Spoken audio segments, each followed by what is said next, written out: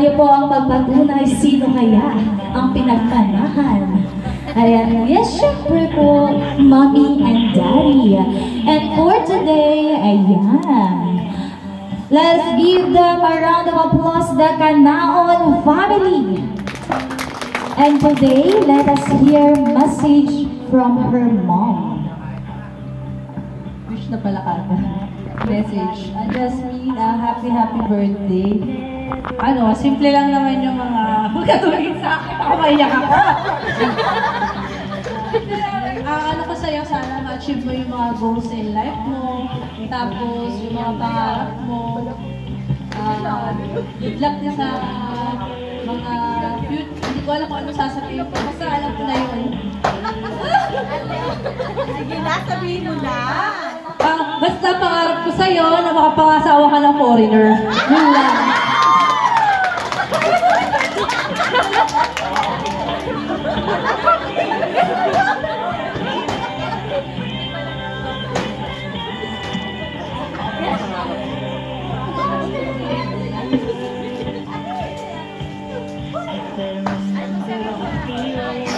Artista ka na, hindi na magsalita.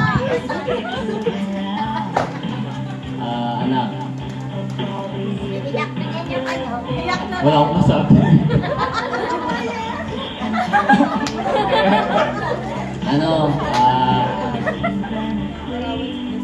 Salamat sa paging mabait mo sa magulang, masunod.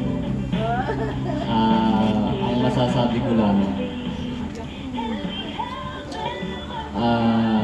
huwag masyadong, basta maging masaya ka lang, kahit simple.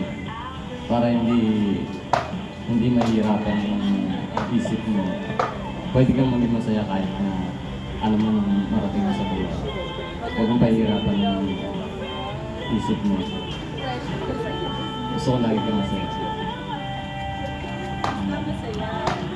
Parang pati ako naiiyak.